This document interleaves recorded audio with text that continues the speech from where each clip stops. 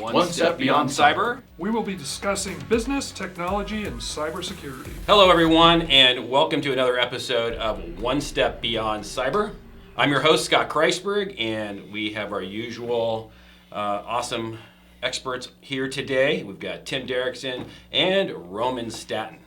And what we like to do on this channel is discuss business, we like to talk about technology, and yes, even cybersecurity. So if you haven't had a chance to listen to our earlier episodes, feel free to go to onestepsecurit.com, click on the Learn button, and you will see our channel right there. All right, so today's episode is all about data privacy, and who cares? I mean, this happens to be one of my... This is near and dear to my heart, just because I actually see a younger generation not caring. Yeah. But before we dive in, I didn't do anything wrong. Before we dive in, we need to do something, and I'm going to let Roman take over. Hello, everybody. The purpose of this podcast is to provide news and information on cybersecurity and technology law and regulations. All data provided in this site is for informational purposes only and should not be considered as legal advice.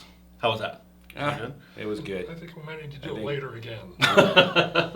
Over and over again. Each episode will get better. Yeah.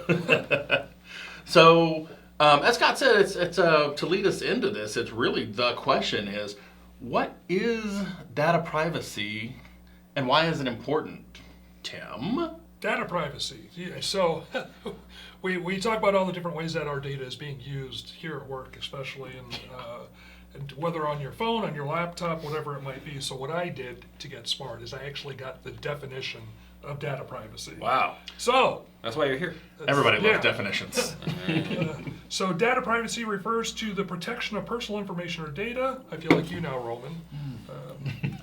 Ensuring that individuals have control over how their data is collected, used, and shared by others. So obviously, corporations, marketing firms, the government itself, and how they use our organization. And it says that we have the right to determine what information is being used by whom and for what purpose. Data privacy. Yeah, so that is great because don't we all trust big corporations with our data? I know I do. How about you, Scott? Absolutely.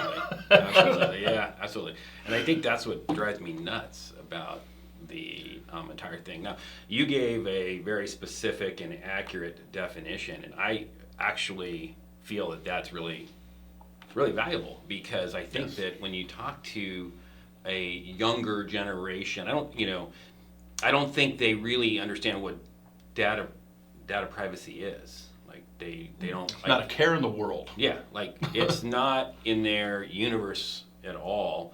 And when you tie together, of course all big companies are going to use our data. I mean, it's great. They turn my lights on and off right when I walk into a room, right? Isn't that awesome?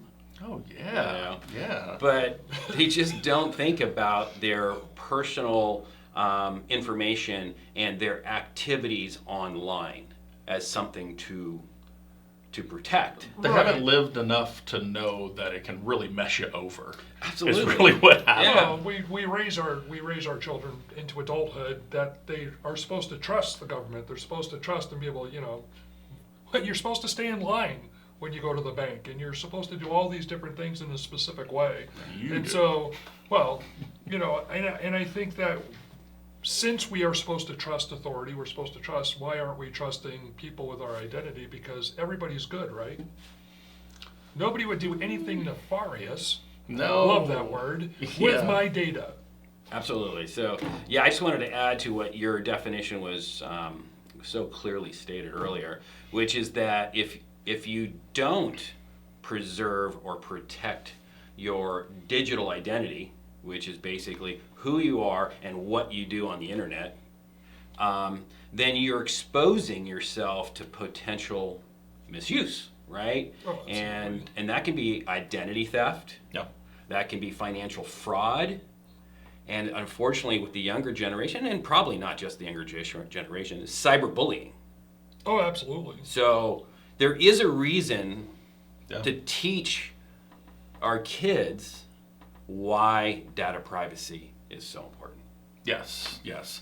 And that kind of leads into something that I've looked at is like kind of what level of effort should like individuals put into their privacy, and is there maybe a checklist or any tips that we can give as security experts and data experts to the public, so maybe they can pass that along to their families.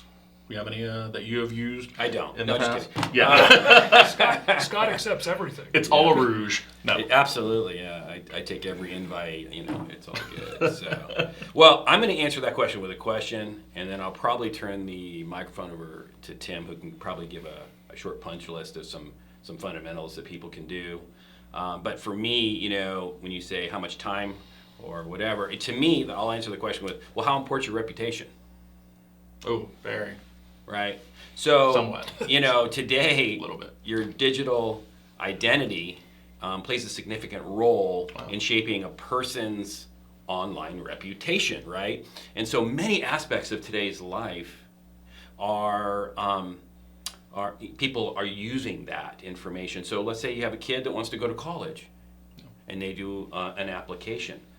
The people that review those applications are going to look at your online identity and look at your activities. Yes. How about a career choice? You don't think employers are going to do that? Yeah. Of course they are. Absolutely. I've made changes on my social media account, really just changing titles in the same company, and have gone, hey, I saw that you changed something. I did. I'm a new position. I gave a new title. Yeah. So, and that's current employer. Right. Yeah. Right. So that was our HR reaching out going, oh, cool, that's great. And we're glad you're stepping up with them. So it's not only used just to check on backgrounds. I think it's kind of what you're alluding to if they're applying for college, No. applying for a job. It's actually used I don't think he was alluding to it. to They set it. do it. Yeah. Yeah, but it's used to congratulate. So it's used out there. Your online profile, your reputation.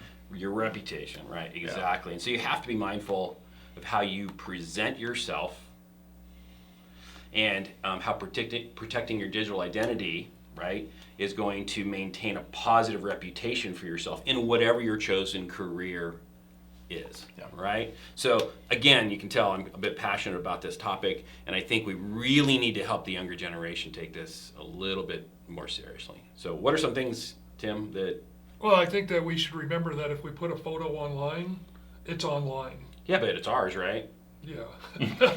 Depends on what social I can media take it site down, you put it right? on. I can, You can take it down, but there are, depending on the website that you're visiting, they can take ownership of that photo and use it however they want because you accepted a cookie. So, and I know that, once again, Scott always accepts cookies. I know that actually Scott will not go to a site if they won't let him turn off the cookies. Yeah, absolutely. He'll get off the I site. thought you meant like the good kind of cookies. Good kind of cookies, kind we eat. Yeah. So we have to remember that we should review all of our settings, whether on Facebook, Instagram, TikTok, what's chat? ChatGPT. No, not ChatGPT. Well, you should. Well, ChatGPT, you just tell it whatever you want because it's just going to tell you anyway. But any of the social media at all, you look at your settings and see what you're giving the companies, what they're allowed to use, what they're not allowed to use, who's allowed to actually look at it. I know that, like on LinkedIn, I actually have it so that I know when someone looks at my profile. I know everybody who looks at my profile. Period. Because that way, at least, then I have an idea of who's looking at me. It's not called stalking because we're friends. I actually right? know it is called stalking. Still. Why is the FBI all over your That's LinkedIn? right. Yeah. So, I think it's interesting because it's more than just the social medias. And you've probably heard this out there with many ads out there where email privacy is a big thing to where, I got a Gmail, I got a Yahoo, I got a whatever, thinking that's where all of that information stays. right. And it is not. Which is another good way to protect your identity, and that is a lot of the password managers now have masking. You can mask your credit cards, you can mask your emails, you can mask your phone number, so that if you're using, because obviously they use our cell numbers to track us with everything, right? Mm-hmm. You log in, they say, they'll give you the last four of your cell phone number to make sure they're going to the right place. You hit OK, and it gives you a number. But you can mask just about everything depending on what password manager you're using or what service you're using online.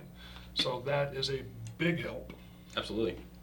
So then, is it just the tech companies that have it, or is it really any other companies, or is it just like, okay, I signed up for Facebook and put a picture up there and stuff?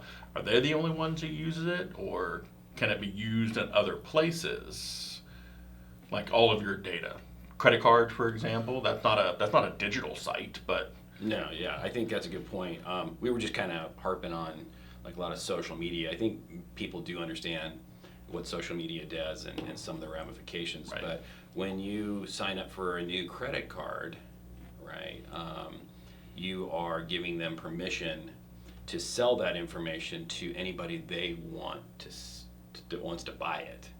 and they deduct the interest rate, right, on your credit They'll card. lower- So when they sell it, yeah, absolutely. they give you yeah. money It's back. It's always about us, right? So I don't think people really understand that.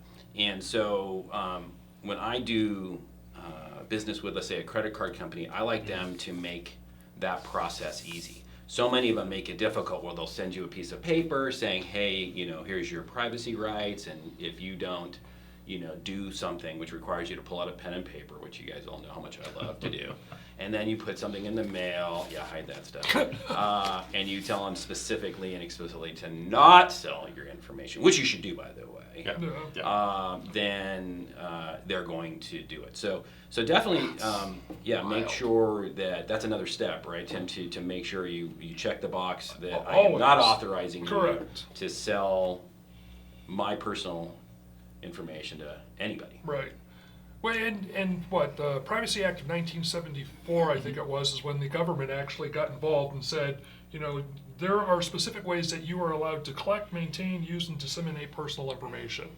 So when they did this, they set it up so that everybody is supposed to follow this law. There are some exceptions. FBI and federal agencies are allowed to withhold and limit access to specific types of data. So it relates to national security, law enforcement, and my favorite, other specific purposes, which falls into that range of whatever they feel like at the time, I guess. Yeah. There were signatures on that. So, but besides that, everybody else has to follow these privacy laws, or they're supposed to. And I come back to the same thing over and over again, guys. You have to assume everything you post is going to be made available. Just Yes. it doesn't. Even best intentioned organizations can suffer a data breach, and then that information is now, and if it gets out, there's just nothing you can do about it. Right. So it's just best to really take as much control as possible and limit that. So speaking of taking much control as possible, so in case you haven't found out, I'm the loud, boisterous one. I like to be out there. I don't care. Here I am. It helps when I'm trying to discredit some fraud on my account. Like, that wasn't me. I was over here, see? No, but my wife is the entirely, 180. Total opposite. She doesn't want to be out there at all. No tagging her, no nothing. To where she actually went out and found a company that could track her down with all of her 500 names, because she's an art thief. I didn't say that. All of her different identities throughout the years. We were just talking about the FBI, right? And so Just now the you're going to do nice. Art theft. But but she did. She found all of these places, maiden names, previous, current names, everything, and then went and scrubbed herself off of the internet. Yeah. And it took months. Just Did she actually do it? long time. She did it because she didn't want to pay the company to do it, because okay. that's one more person that has your information. Right. And what the Smart. problem is, though, is that even when you do these, you still need to stay on top of it, because these lists recirculate. Yes. They already own the list, so what happens is, the company is going, they sell it for $5,000 of a list of 100,000 names, and then they'll resell it to someone else. Right. So it'll come off the list, then they'll buy another list, and you're already on that list, so now Correct. you're back into their list. So it is a vicious. Yeah, no, it's an cycle. ongoing methodology Yeah, that yeah. you'd have to do, and she still every now and then, Mona Lisa, that's right. No, I'm not giving you her name, but no, literally, she'll go back ever so often just to see if she's out there, And if she is, she contacts company, scrubs it, and she doesn't want to be there. And I respect that in one stance, because that is who you are. That is your reputation. That is everything. But nobody can do anything with that now. Whereas you might be able to impersonate Roman, because I have enough out there. And I think that the kids, and it goes back to what I said, they haven't been messed over, I'll use that term, in their lives yet, because they're still young, right? In 20, you didn't really get, too many bad things happening to you. But the older you get, the easier it is to take out home loans and mortgages. Older people typically have more disposable income, so it's easier to get money from them, and they're less technologically savvy, so it's easier to pull one over on them. Yeah. So removing it now will help in the future. It is also, but it's also changing, and as it's evolved. I mean, we've seen the internet come up from its infancy for us, Scott, and now with even security breaches for businesses, if you're breached and the insurance pays out, it will actually now go against your credit rating as a company to go and get a loan for your business. Yeah. So they're actually starting to do that now, and so that makes me wonder, where is that going to go as well? Does it happen now that when something happens to you personally, is that also now going to affect your credit rating? And we don't know where it's going to go from here, but that's where it's at now. So it'll be very interesting to see what happens with it. Yeah, that's interesting. I mean, but you're talking about your personal data being stored by someone else, and then they get breached, right? Correct. So the business itself, if the business is breached and they use their insurance, they're now actually using that as a way to affect credit ratings. Exactly. Interesting. I had not heard that. That's scary. That is scary. Well, so I'd say all in all then, since we've kind of scared people and let them know, is there anything that we can impart to steps we can take or tell the younger people what to do? Like specific, do we have checklists that we're looking at? I would say clear your browser cache cookies, get yourself a password manager, don't post anything that you don't want to be repeated. Right? If your grandmother can't see it, don't post it. That's a good rule of thumb in my household. Really good. Can't see it, don't post. I mean, I would also just, if you're in a social environment and there's literally a camera anywhere and everywhere, just be mindful of that. So you have to assume that somebody could be photographing or recording that area, and you could accidentally get brought into that picture. Not, I'm saying, I'm not like just saying the nefariousness of it. I'm just saying that just assume everything you say is being recorded. Just assume it, and that might help with what could accidentally happen. Because you talked about personal data, right? What happens if a friend of mine's iPhone or anybody's phone gets hacked, right? Right. And then that data with their private photos on it now could or their iCloud account or whatever it is gets hacked, right? So is that Apple's fault, or is that the person's fault, or whatever it is? We don't need to get into that today, but just they had some personal photos on there that are now forever out there. So just before that thing goes off, right? The flash goes off. Just make sure you are where you want to be. I picture Scott walking around the perimeters of a bank just not to get hit by those cameras up there. Well, not unless I'm dressed nice, right? It's just, and I didn't think about it from the side of, because we've been talking about data privacy, and when I really think about it, I think about it more from the point of marketing, social media sites, and just don't do it, right? Don't put the pictures out there. If you put out a stupid picture, it might affect your job possibilities in the future. College, or whatever it is. But also, just in a breach, keeping stuff on your phone. If you have private photos on your phone and your phone is breached, it's gone. It's out there and you're never getting it back. And once again, once it starts floating, can you truly pull it away from the ethereal cloud? Well, so that kind of brings up something, because what you said is mind your photos, right? We talked about that because that's the or easiest, your data. It's the same right? thing. Is there any way then to encrypt that so if you do lose your phone, you don't get it, right? Because these are kind of tips that they need to start doing, the younger generation out there, because we're actually already doing it. But are there programs out there that they can use to encrypt data on cell I don't know about phones? cell phones. I know laptops for sure, but I haven't don't- seen any on cell phones, so happy you asked at the end of the episode. Start of time. So we can look into that. for Yeah, sure, definitely look into and- that. and, I haven't yeah. heard of it, Right. but I'd Great be question. surprised if it's not. $1 million idea. Here we go. Encrypting cell phones. No, because I think Well, that is the data transmission.